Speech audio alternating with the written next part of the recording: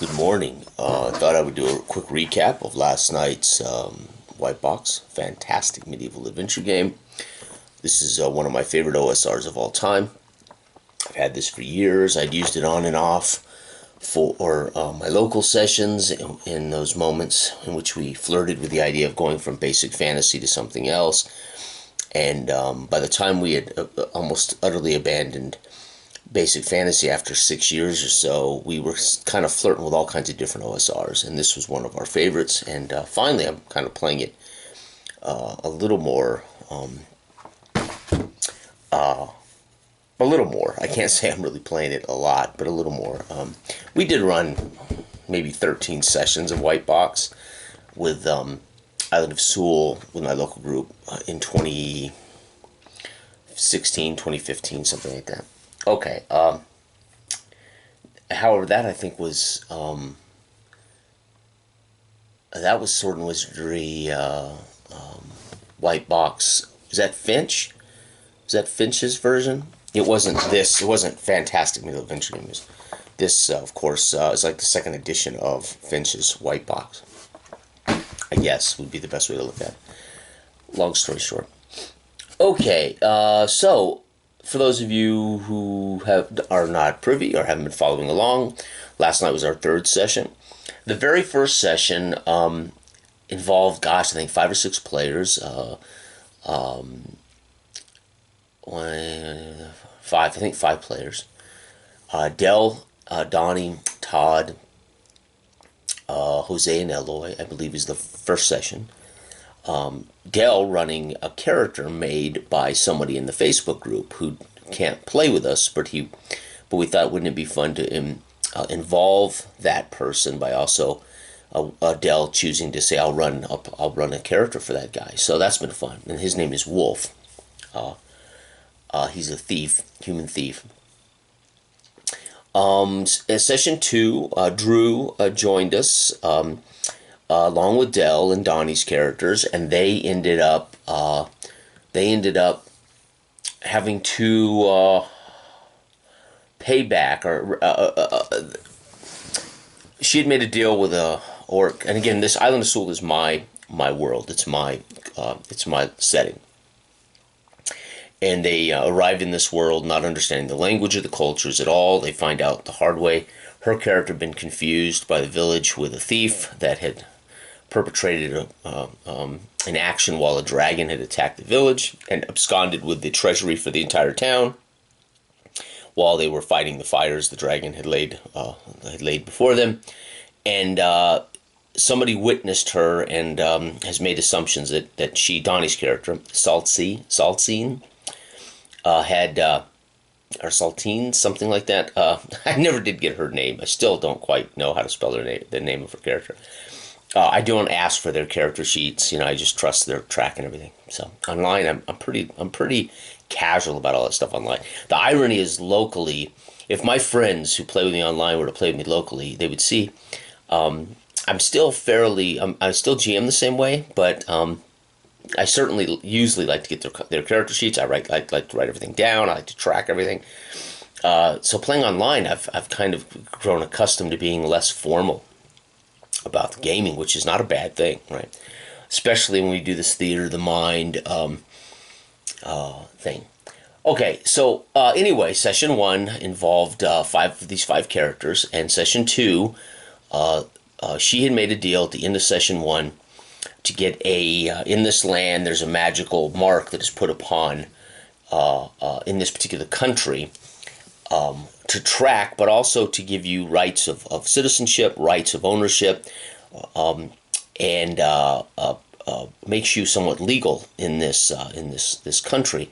And she made a deal with an orc witch to falsify that, put that faux tattoo upon her, magical tattoo upon her arm, but fake it. And this would allow her freedom to move about until they can apprehend the real suspect, or until she can be tried before the priests, which she really doesn't want to be. The odds are she would be condemned as a slave, if not condemned to death.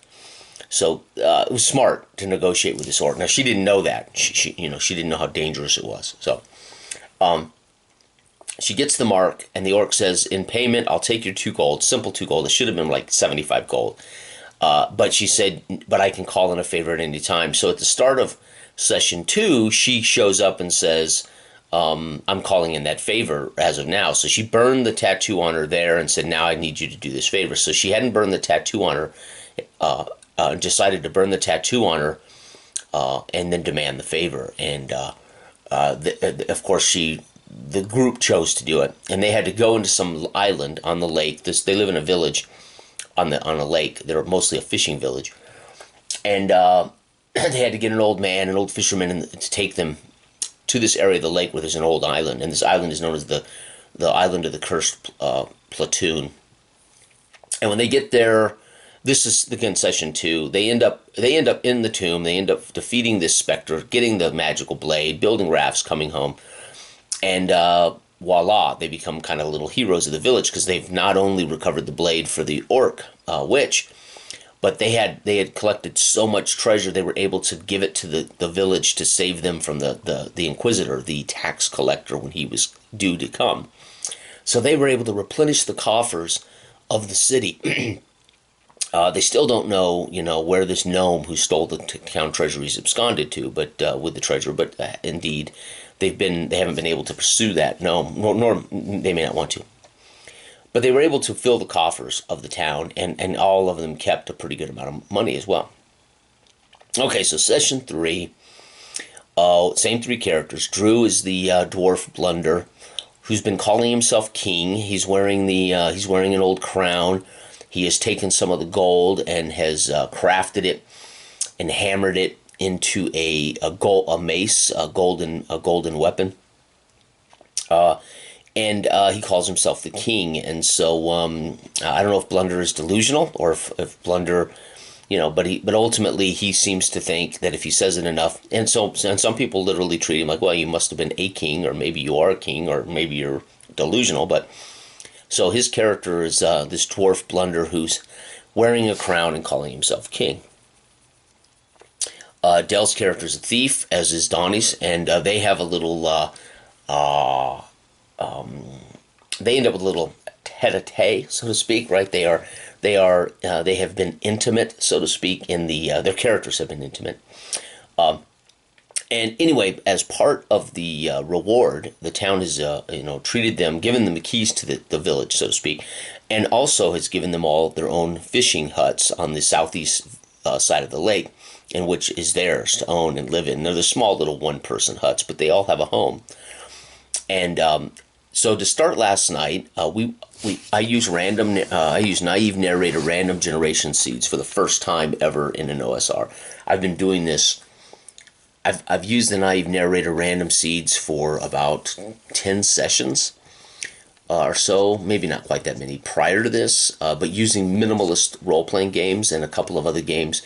And I decided last night it was time, right? Take all of this information from the island of Suul that I have prepared over, since 2015, all the maps, and this should be really easy to use naive narrator with because I already have this campaign book, so to speak. So all I got to do is invent these seed chart of random short sentences that occur that the players will hear about, or it's almost like it's like a random encounters chart, or it's like a rumors chart, but it's actually the only major conflict that launches the session. And usually I ask a player to make that random roll, and then that gives me a seed that I have to introduce. And I may have talked about this before, but so again, last night I did a couple things. I rolled randomly before we started what the season was, and I rolled winter, and then I rolled the weather, which was extreme. So it was an extreme cold winter.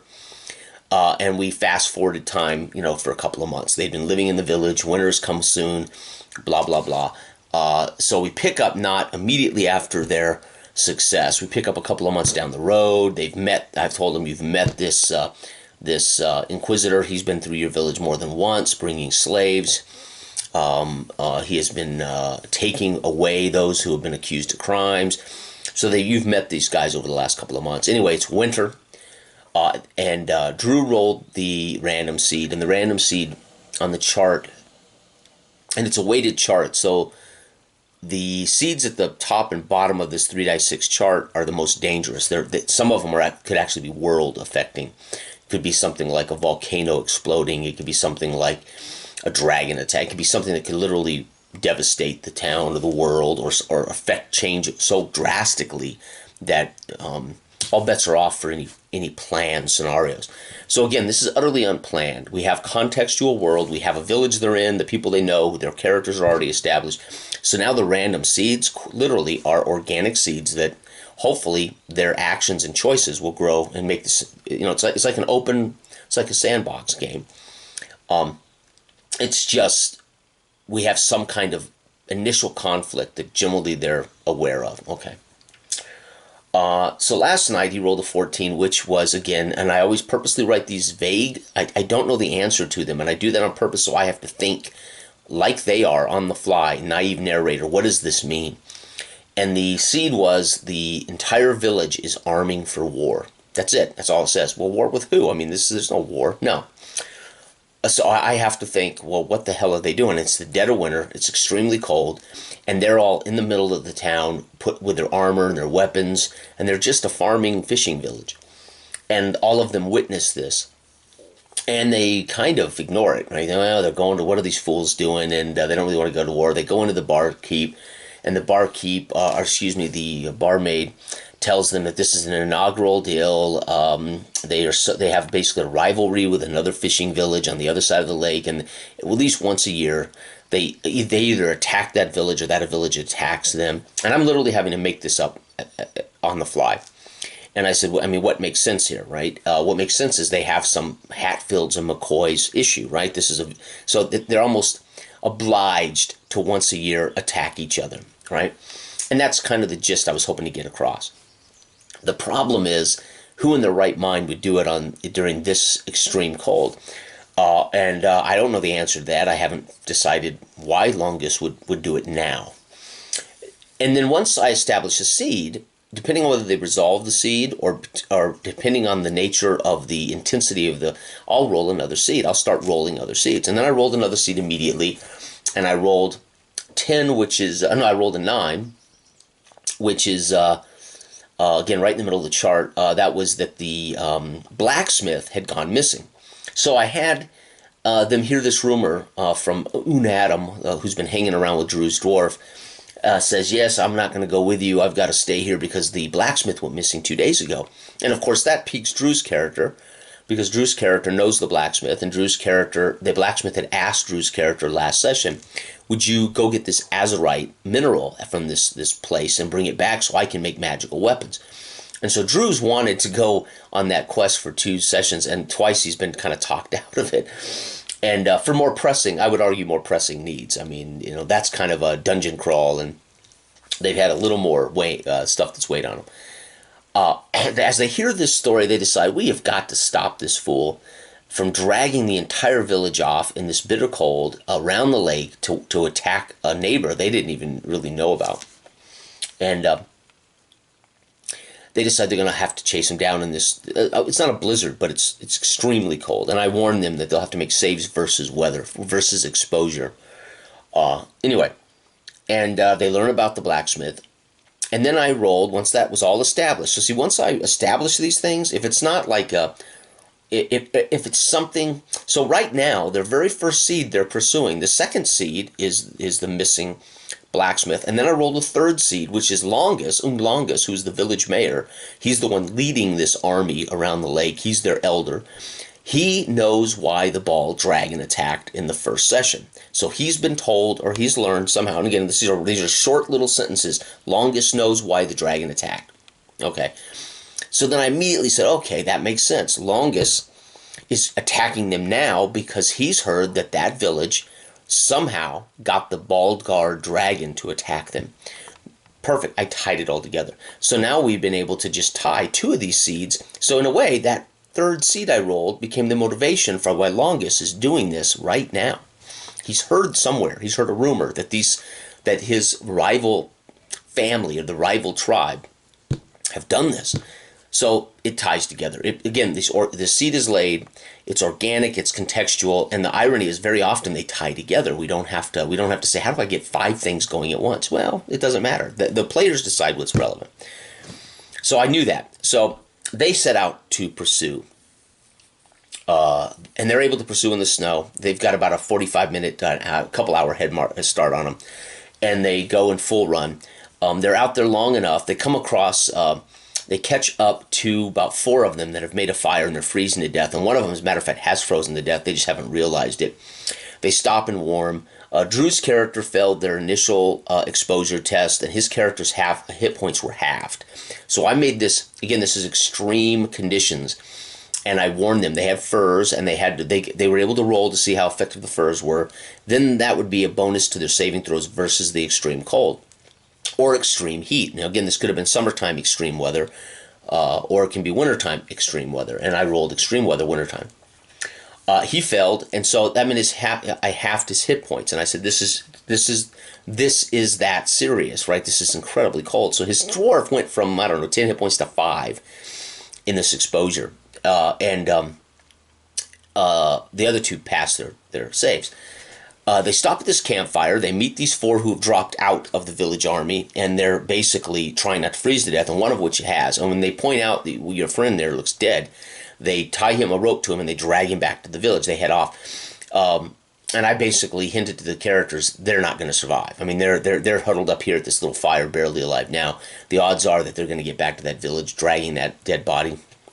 There'll be more bodies. So then I started making saving throws against the extreme temperatures for the not throws, one saving throw. I made one saving throw for the village army that was ahead of them by half a day, or not a half a day, by a couple hours. And if it's past the saving throw, they would have half of my rolls of those who have expired. So I rolled, they failed their saving throw, and then I would roll periodically, every few minutes. I would roll to see how many of these villagers die along the way, marching in this extreme cold. And the first set, 4, I just made them a live camp, right, with 1 dead. Just as those other 3 will die because they were part of the failed saving throw. And then they traveled on, and I rolled again, and I rolled I think 12. Right, which meant 12 more had made a little camp, and they put up tents, and they had a huge bonfire going. And I decided, well, if they stay at this camp, these 12 won't necessarily die, but those 12 have dropped out of the original army. The original army was about 47 villagers, okay? So they've lost 4 plus 12 is 16. 16 are out of the deal. And then, of course, as they met there, they warmed up, they had something to eat, they got new furs. Drew's character is fully back up to 100% on his hit points because he warmed at these fires. They aren't subject to the saving throws right now, and they take off again to catch this guy. God forbid he gets to that village and starts attacking before they can catch him. They're trying to catch him and say, "You're a fool. What are you doing?" Okay, and they don't know that he knows that they haven't yet learned that he thinks that the ball dragon attacked because of that village. Okay. That's his motivation. All right, so they leave that little camp of 12 after getting warm. There's tents, etc., and they take off again along the lake shore. And this is the lake effect, so it's really cold, right? Anybody who lives around a lake in the winter, they understand lake effect, and it can be, incredibly cold, can create lots of moisture. They haven't had a whole lot of moisture. They have blowing snow and dense fog, but it's the cold that's like an inversion, a lake effect, squishing down the cold and the fog.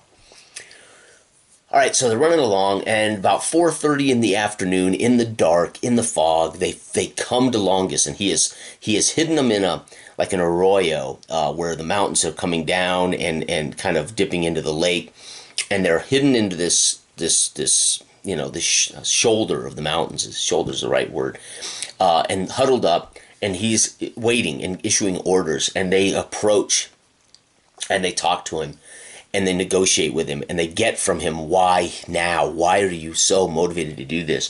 But along the way, by the way, I forgot to say, as they traveled, they ran across dead body after dead body after dead body, right? So he had already lost another, I think I rolled 10 and 6. He'd lost another 16 of his people to the cold.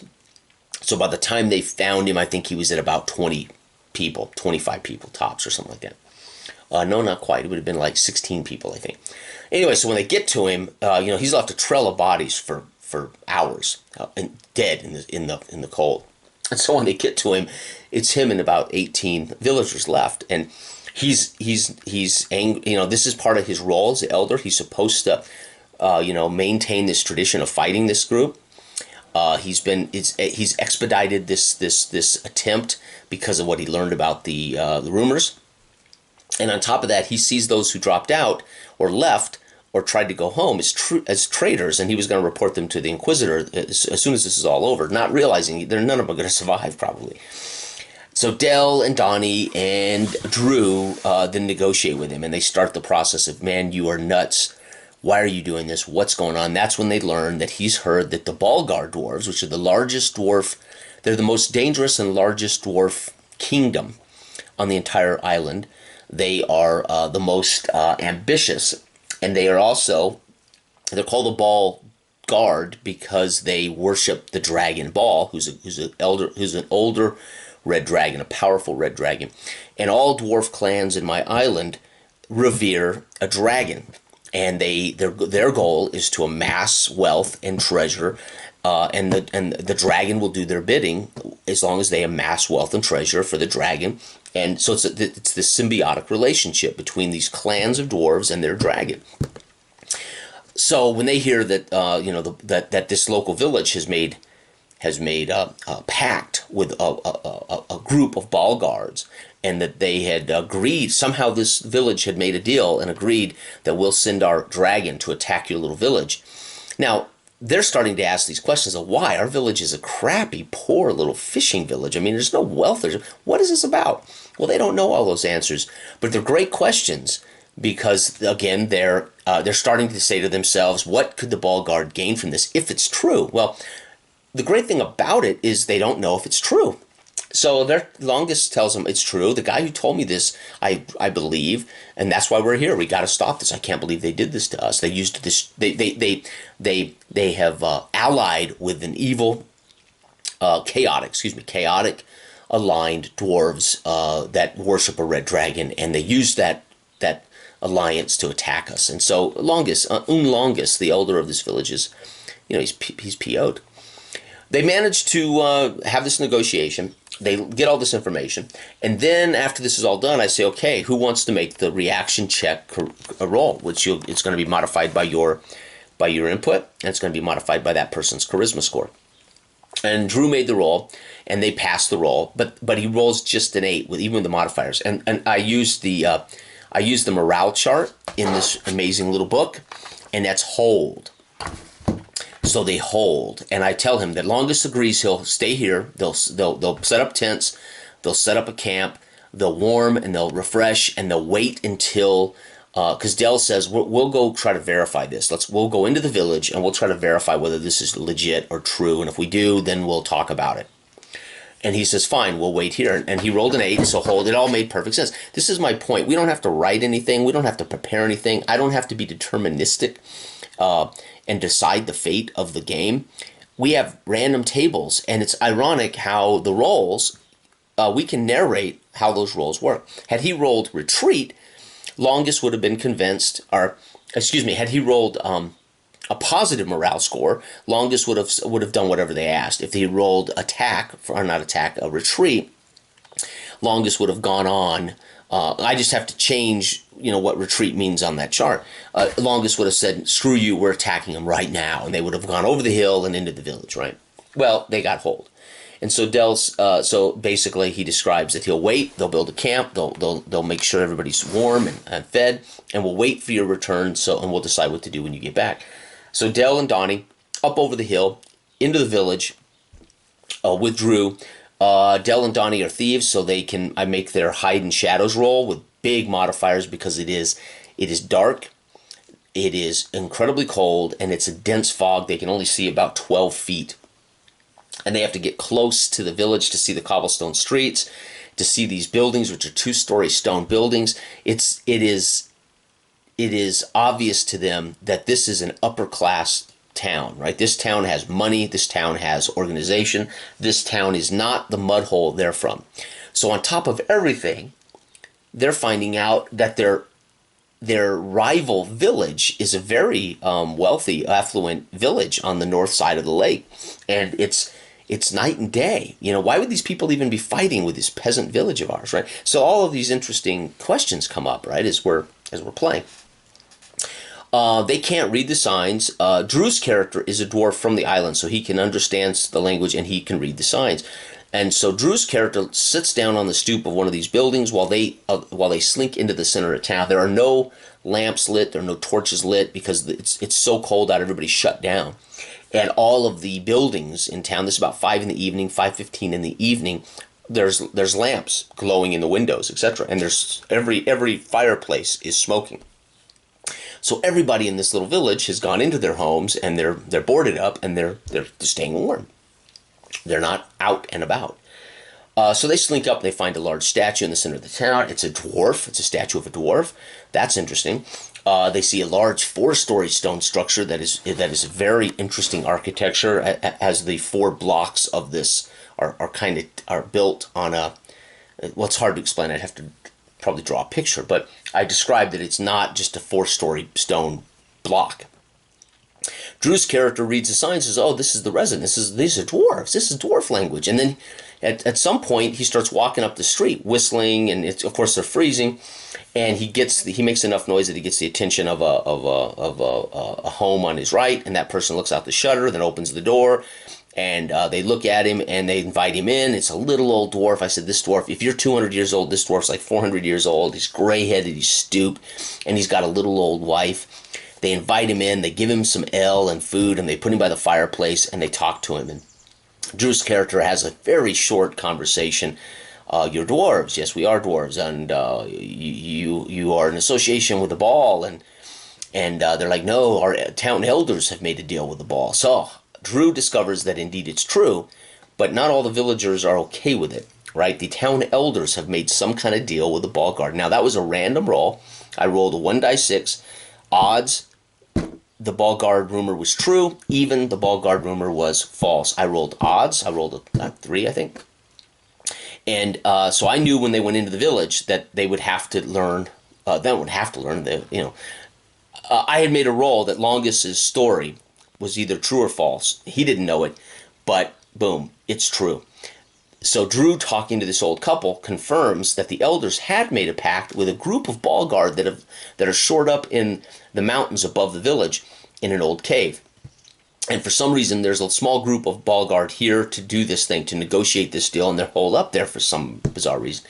So that's all he learns, but he immediately says, wow, thank you, and he accuses them of being in cahoots, and these people say, no, that's not all of us in this village are behind this decision, but we don't have any clout, right? The elders decided this. So he evacuates their building, meets those two in the street, they have a conversation about this, and they all decide, well, let's go up through the village and into the mountains and follow that track up to that mountain cave and verify that the old man's not lying to us. And so they do that. And the two thieves are almost invisible. Again, I had made a roll for them to hide in shadows, and nothing has changed. So I don't have to roll every time. So I want to talk about... So I rolled to see if they hide in shadows, so they don't know. I described to them... I kind of hint to them that they successfully did it when I described to Drew that as they move away from you to go scout, you see them almost disappear. And that's a great way to cue the players that they've succeeded, right? Without saying, okay, guys, you're hiding in shadows. I described to Drew's character that they vanish into the fog. And that hopefully cues them, so they're not totally oblivious to whether they've been successful. Now, here's the deal. Unless circumstances change, weather changes, lighting changes, or there's a skirmish or noise, there's no reason for me to roll that again. They are hidden in shadows until they present themselves, the weather changes, the sun comes up, something that would change that condition.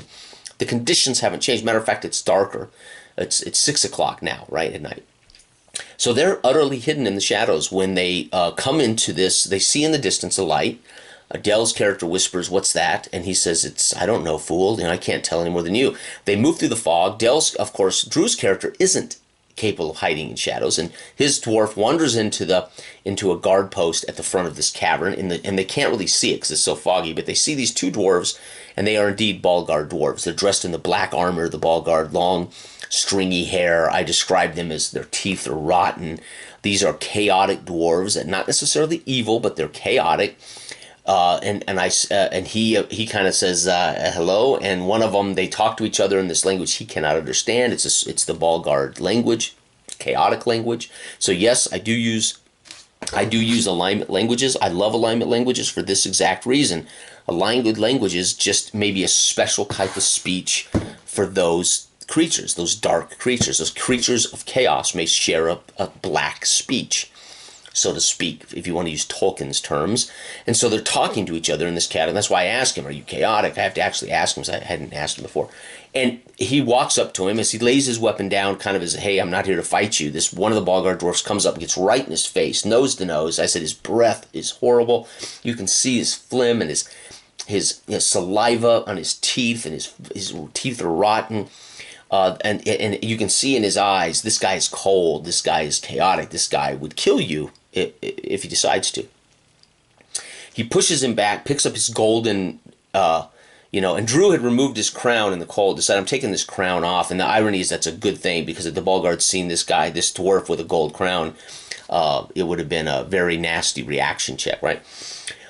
So he's standing there and he's talking to him in this black speech, trying to see, "Are you one of us? Do you understand? Are you, can you get what I'm saying?" And of course he can't. So he picks up this mace and he's looking at it and he's laughing to his friend. He can only guess what they're saying. And Drew says, I'm gonna charge him and kick him in the nards. And of course I say, "Well, roll initiative, right? I'm gonna take back my mace. I'm gonna attack him and take back my mace." And of course the other two are hiding in shadows. Nobody's seen them yet. They get to go first. They have surprise. I give them backstab just because they're not behind them. They're in the darkness. They're going to be firing their bows and crossbow out of this darkness onto the one that's back by the cavern, by the bear. They had a fire going. They were standing around the fire. These dwarves. That's why the light was there, because the dwarves don't really need light source at night, right? But they were warming themselves outside of this. They can't even see the cave entrance. There's so much fog in this little valley. So I give them backstab, even with bows and arrows. It's the same concept. It's a surprise sneak attack. I'm giving them backstab bonus plus double damage bonus. And so they light up the dwarf in the back, but they don't kill him. He's still got one hit point left. This is ironic. This dwarf ends up living like 3 turns through multiple assaults with just one hit point left. So the irony is she almost killed, and if Dell had hit, it would have killed him. But Dell's character missed with his crossbow bolt, missed with his dagger. This guy dives into melee. Drew ends up in a, so then again, he wins the initiative. This guy's got his mace. And so Drew says, "I'm going to snatch my mace back." So I said, "Well, let's just make an opposed check on that." So I'll roll and add my strength bonus. You roll and add your strength bonus. And of course, my dwarf doesn't have a strength bonus. I don't know if Drew's character has it, but he rolls like a 4 and I roll a 2. And I said, this is like, I think Dell said, "Man, this is like the most feeble, give me that. No, give me that." And he pulls it away. So Drew gets his golden mace away from this dwarf. And I said, then the dwarf, on his turn says, "I'm taking it back." And I roll a 7. He rolled an 8. So he keeps it. And I said, with 2 really low scores, we're kind of laughing. I mean, here's these 2 dwarves fighting over this mace, and it's a pretty pathetic fight. Meanwhile, the other dwarf still has not seen. He knows where the arrows came from, but he hasn't seen them. They're in the shadows. And so he just charges directly toward Blunder. And he hits Blunder and does 9 point double damage. I rolled a 20 double damage. He almost kills Drew's dwarf with 1 shot. Drew has 1 hit point left. And Drew's waylaid, goes to a knee. Finally, she kills that dwarf, I believe. Or no, actually, I believe Dell sneaks out of the shadows with a backstab, double damage, and kills the one. And she finishes the other off with her dagger from the shadows, and Drew's character flees. And again, I don't give opportunity attacks. If he wants to run away, I let him run away, but it's random. He doesn't know what direction, right? So when I rolled the d6 at Longest, when Longest said to them the rumor about the Balgard making a deal with this village, I rolled that die 6. Is it true? Odds, it's true. Then I went to my notebook. I don't have it here. I went to my notebook of dungeons and temples and stuff, and I flipped that open to the first dungeon in my of my. I wish I could show it to you. I don't have the notebook here. Wait. So I went in and flipped to. Right. Yeah, here it is. Which one was it? So I flipped open my notebook for Island of Suul of all of my dungeons and all my stuff, and I flipped open to this one, right? And I said, okay, so that's what the ball guards are hiding in. They're hiding in this cavern structure, this dungeon. And so this is real. The only thing that will change was if instead of maybe whatever I had originally in this, if I had anything in it, sometimes I just draw out dungeons and put what's in the rooms without putting what's in it as far as enemies. I will change these to ball guard dwarves, right, as opposed to maybe monsters. Meanwhile, this particular entrance has a trap, a triggered floor trap that can cause a cave-in. Well, Drew's character, when he said, I want to flee from this combat, before they killed these two, he said, I'm fleeing on my turn. And I said, great, now just roll randomly. I said, 1 or 2, you run north, 2 or whatever. So he rolls a 1, he runs north. He literally runs toward the cavern entrance.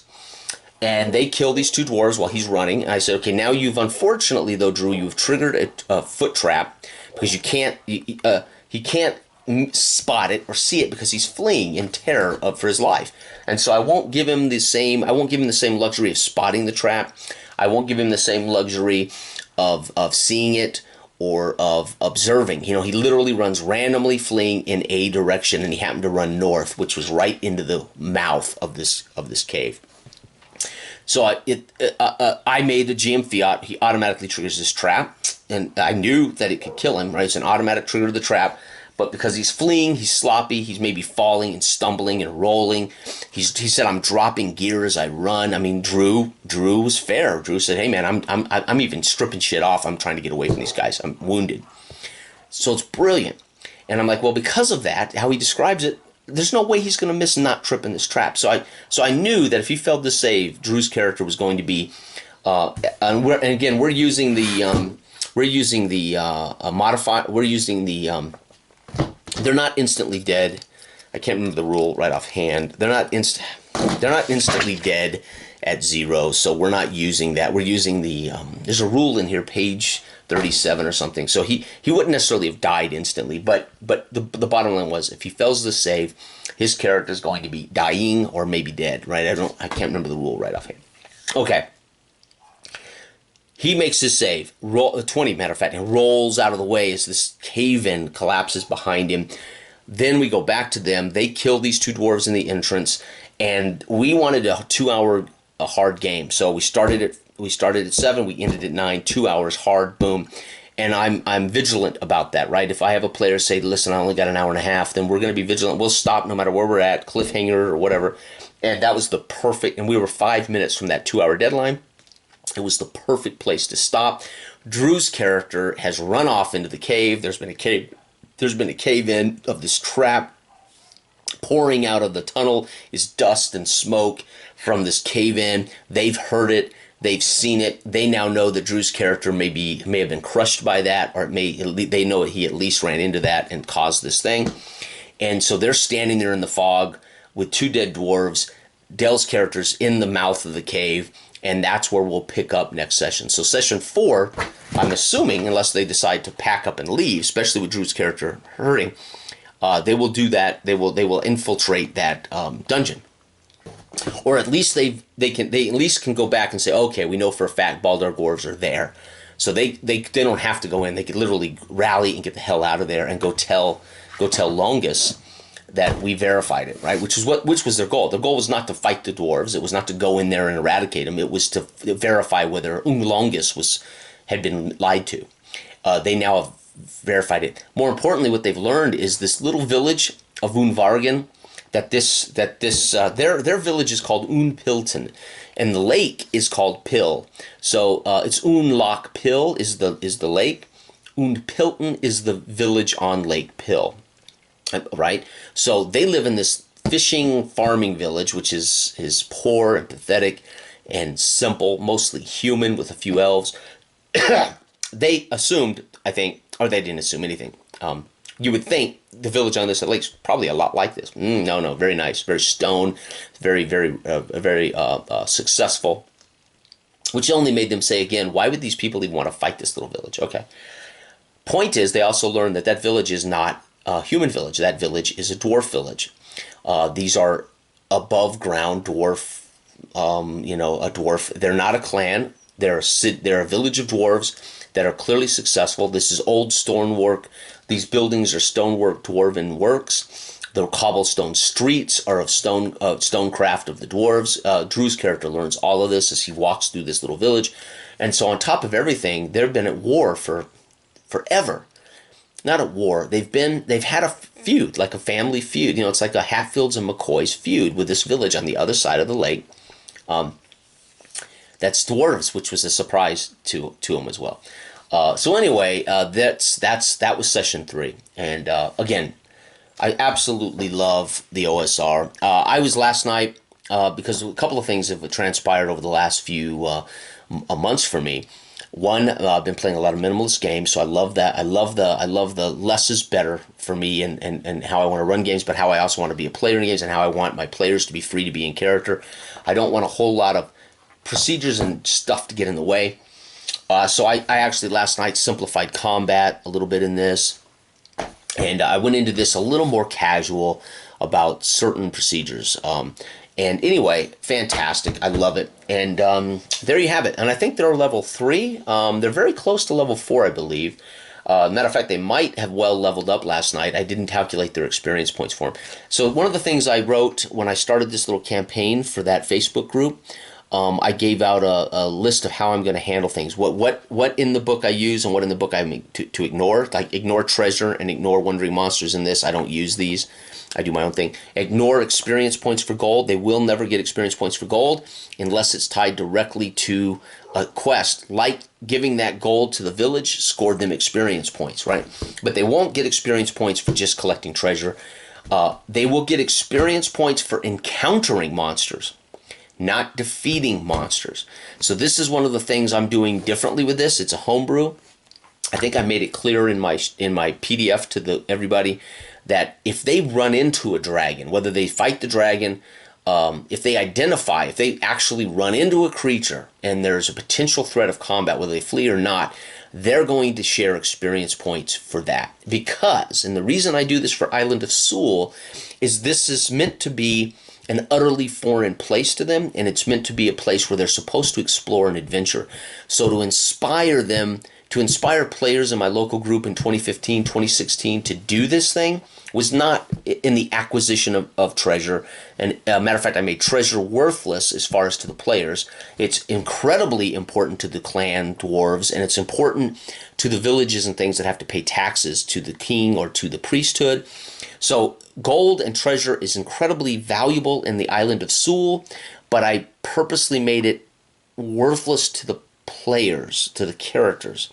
So there's a reason we need to get treasure and we need to hoard treasure, but the players won't benefit from that. So they'll do it maybe as quests, or they'll do it because it's important to the world, not because their character's going to benefit from it. But their characters benefit from the encountering of things. So for instance, had they identified, for instance, in session 2, one of the random encounters was the lake giant that stood up out of the lake. This giant bipedal stood up from the lake and spilled their boat out and destroyed their little raft, and they had to swim to the island.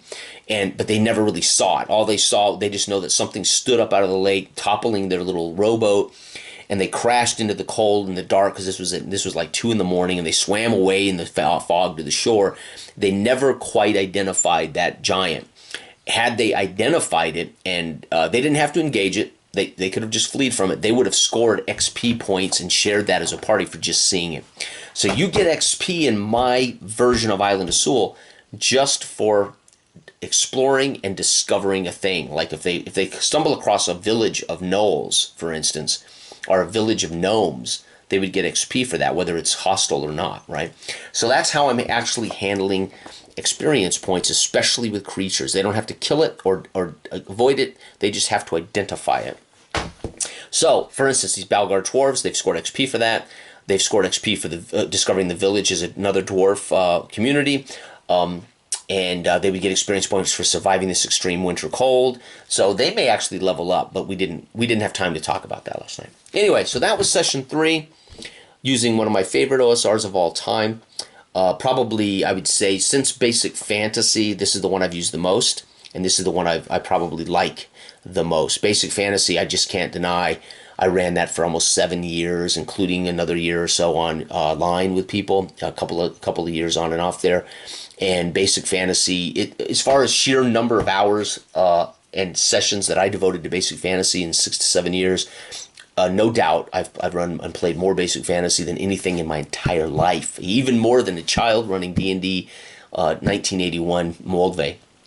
I've never run as many sessions in my life as I did with Basic Fantasy.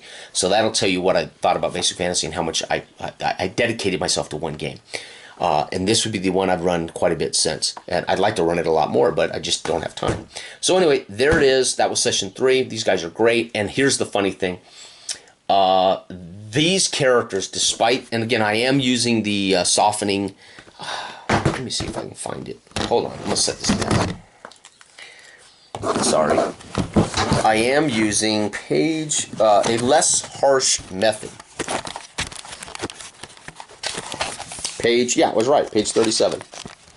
That's funny. I could remember that there was another method. I can remember the page, but I couldn't remember what it said. Referees have different ideas concerning lethality. They are unconscious at 0, and they will die staved off predetermined negative number. And I think I wrote in my handout that negative number goes to their constitution level, I think. Maybe not. I can't remember what I did. They also can do binding of wounds, so I'm using all these optional rules to make the game less lethal. I love lethality, and you're going to find with games like this, they're super freaking lethal anyway. So it's okay to tweak that a little bit. So because of that, I don't say because of that, but their characters have now survived 3 sessions. Drew's character survived 2. And to give you an idea why it's okay to use that, I used that saving throw versus extreme weather, cut his HP to 5. Had he not been able to warm up and reverse that before he met those Balgar dwarves, he would have been knocked to -4 on one shot, which I believe is death in this. I think -4 was death on in that rule. I can't remember if in my PDF I told them Constitution, but I think my point is he would have been killed instantly at 5 HP.